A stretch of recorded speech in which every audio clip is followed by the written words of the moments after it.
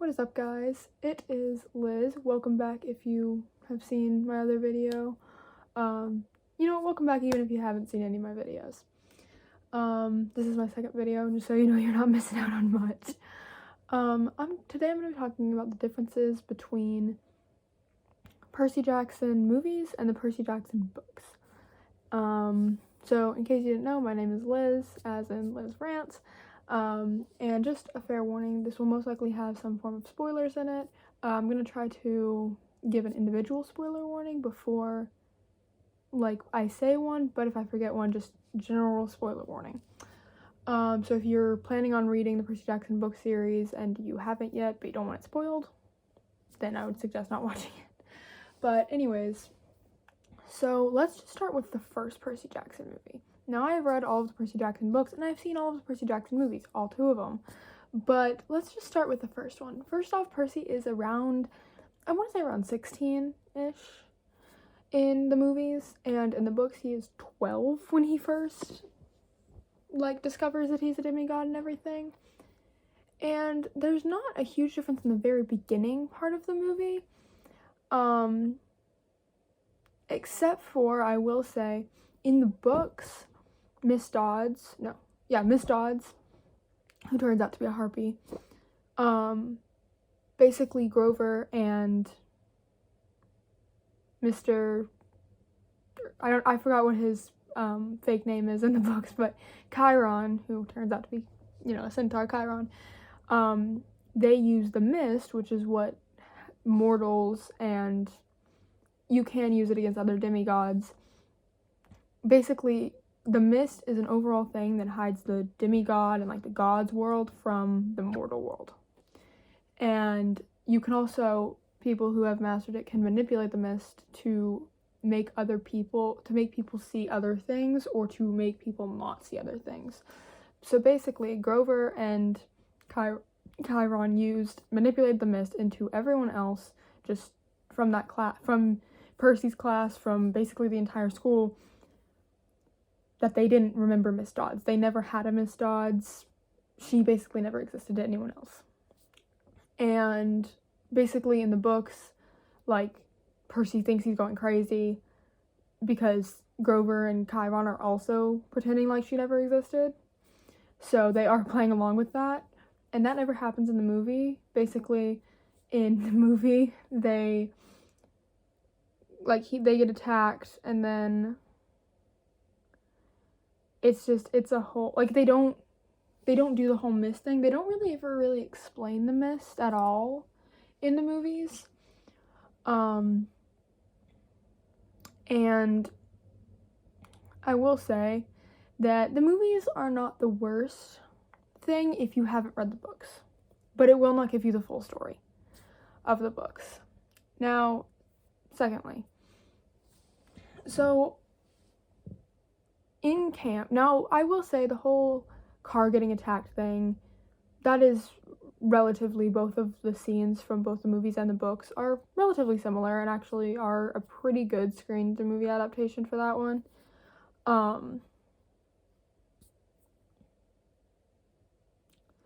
Anyways, when they get to camp, Percy's passed out or whatever, and Annabeth does the whole taking care of him thing. But I will say, she's also 16, which is, I feel like I imagined them to be 12 in the first one, and this is, again, the first movie. This is just the beginning of the first movie. Sorry. But, anyways, she never explains the cabins, and it seems like there really isn't cabins in the movies. While in the books, there are one cabin for each god and their kids. And so, they never do the whole claiming scene, which claiming is when a godly parent claims their kid, which is basically their, symbol will appear above the kid's head, and that basically means, okay, they're my kid, they go to my cabin, sort of thing. And they never really mention what cabin he goes to, which, just from the books, we can assume that he goes to the Hermes cabin, but she never explains the cabins, which I guess in the movie universe, they just don't have cabins, I guess. I guess they just straight up fucking don't have cabins. Because it's really, really weird in the movies. But, I don't know. Secondly, and I'm talking about once they get to camp now. But so basically, in the books, Dionysus is Mr. D or whatever, and that's the same in both, I think. I will say it's been a little bit since I've watched the movies, so if I get anything wrong, please correct me in the comments. But Mr. D has a thing where he basically doesn't call anyone by their right name. Like, not in a mean way, well, kind of in a mean way, but, like, he will come up with a billion different names for Percy.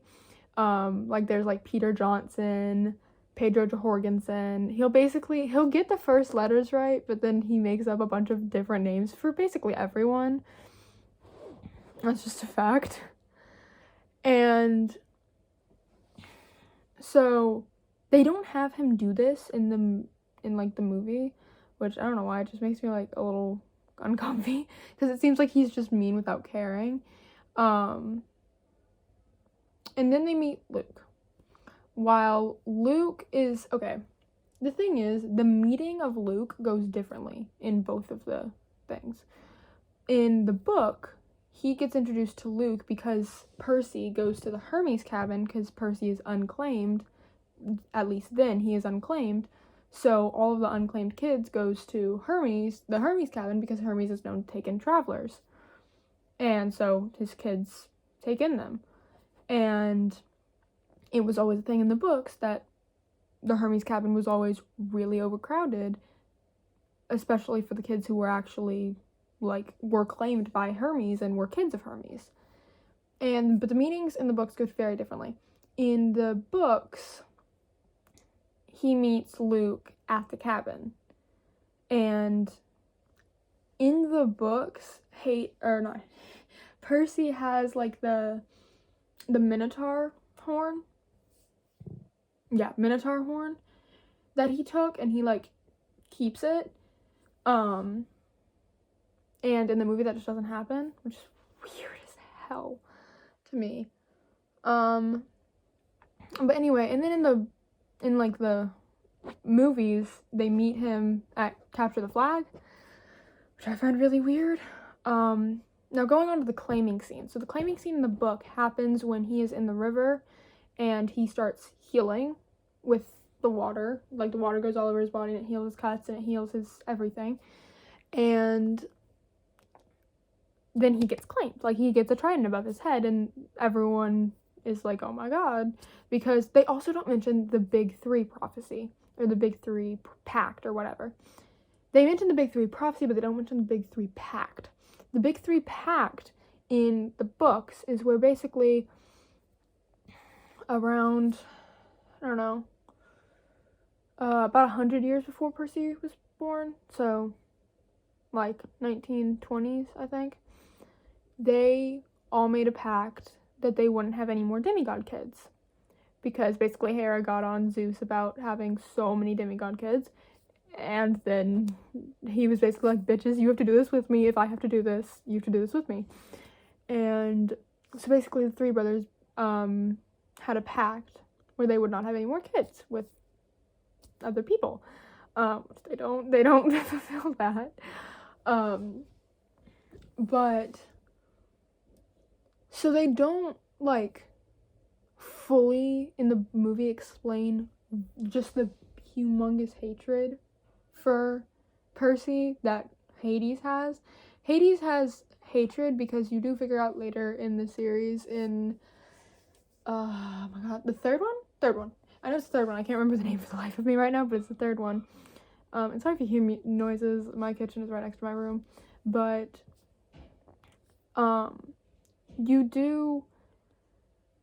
Hades, you do figure out in, like, the third book, which they don't make a movie about, luckily. You do figure out that Hades had a kid in, I think it was like a year or two after they had made the pact, and Zeus had struck the hotel where he had Hades had two kids with this woman and so they were both kids of Hades, and the mom and the two kids and Hades were all at a hotel in Italy in the 1920s, and Zeus struck it down, and the woman died, and Hades had to take his two kids to the Lotus Casino, which basically time doesn't exist in there, so none of the people know how long has passed. Like, no one, just inside you have no clue how long it's been since you've been in there, and you think it's the same you that was when you were in there, when you got put in there. But so basically that's another reason for Zeus's hatred towards Percy. Now, they kind of make it seem like Hades just hates Percy for no reason in the movies, which I don't particularly love, because you do figure out later that it is because Zeus and Poseidon made such a fuss about Hades having kids, while in reality Poseidon had another kid.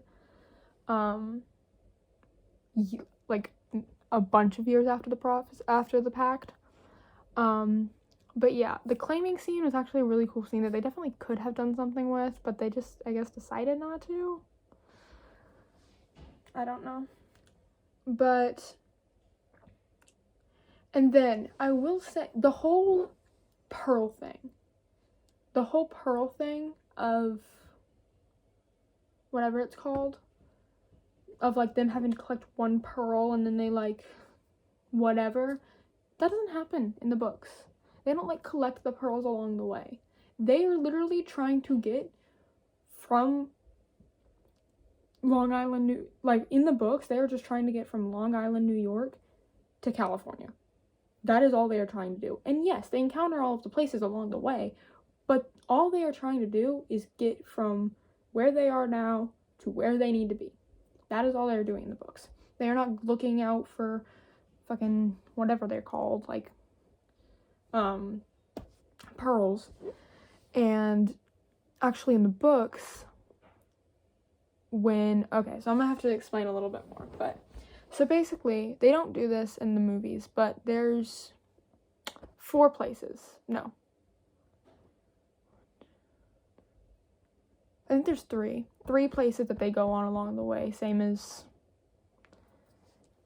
the movies, but, they did change a few places that they went to. They went to the Golden Gate, like the Golden Arch in Michigan, and basically they encountered a chimera, which is a monster that hunts demigods and just basically anything, and which is one of them that Hades controls, and Percy falls off of the Golden Arch into the water, and he meets a water nymph, and she gives him the pearls and does not explain what they are for exactly. So that's how they get the pearls in the books, but in the movies it's weird. But like in the books, they blow up a bus because 3 harpies, now there are only 3 harpies, not herpes, harpies. There are only 3 harpies that just like exist, but basically 3 harpies were on the same bus that in around New Jersey, they encounter the harpies on the bus, and the harpies get into a fight, but because of the mist, no one else thinks anything of it, and they blow up the bus, and they get stuck in New Jersey. And then that's how, in the books, that's how they get to Medusa's cavern, which is not disguised as like a statue place. It's disguised as like a burger, sort of like Cyterium thing, but she meets them. And her pseudonym is like Aunt Mimi or something, or Aunt Nimi, something like that. And she's very inviting, but then they all have a bad feeling about it, and they have to end up fighting her, of course. And then Persephone just doesn't really exist in like the books as far as I can remember. Like, just doesn't happen. And also Ares is a part of the books but not part of the movies, because I can't remember where it was. I can't remember when exactly in the first book it was, but I'm just gonna be talking about the first book because I'm already running out of time. But in the first book, he meets them at like a gas station, not a gas station, like a diner sort of thing, and is basically like, hey, do you need a ride? Like, I'll take you where you need to go. Because he was already going in that direction. And, you know, they're chilling on his motorcycle. And so he gets them where they need to be, and they go to Hades, and they realize, oh shit, like, this wasn't Hades doing, because basically it was someone, because Percy knew that he hadn't stolen the bolt, and everyone else did too, not all the gods, but like Annabeth and Grover knew that he hadn't stolen, like, the bolt, because they trusted him. And so they figured that it was Hades because he was trying to, like, stir up some shit between the gods, because it would have created a war between the gods if the lightning bolt was not returned.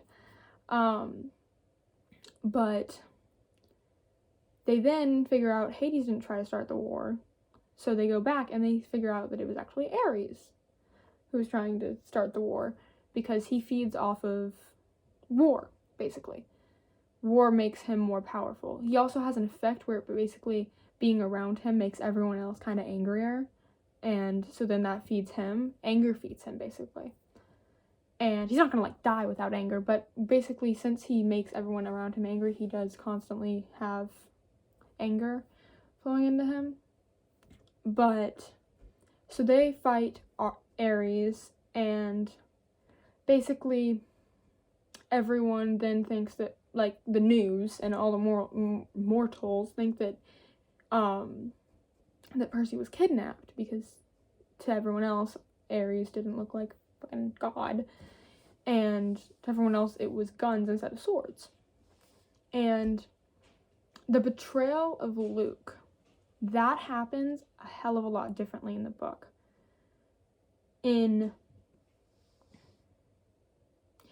I think it's in Lightning Thief, the movie, that he's like, Luke betrays him. But in the books, which that happens in the Lightning Thief in the books too, but it happens very differently, because in the books, basically, it's like the end of the summer, or something like that, and they're sitting by the river in Camp Half-Blood, and Luke pushes Percy into, like, this pit where scorpions were, like, monster scorpions, and that's how Percy figures out that Luke was not on their side. And I can't remember exactly how it happens in the movies, but it's definitely not that, and it's a lot more obvious. But the thing with Ares never happens in the movies, so I'm pretty sure it's something like, instead of Ares, it's Luke. And the thing is, in the movies, they, like, don't really do anything about, like, Gabe gets kicked out, I think, but, like, nothing, like, happens. In the books, Percy's mom, actually, which we stand Sally Jackson, she, like, uses Medusa's head to, like, stone Gabe, because he's a piece of shit. And in the movies, like, that just doesn't happen. And then Percy, like, sends the head of Medusa to Olympus, like, mails it in the books. It's funny as shit. But yeah, that's just a wrap up of the first movie differences, and I'm gonna do the second movie differences. I'll upload it in, like, an hour.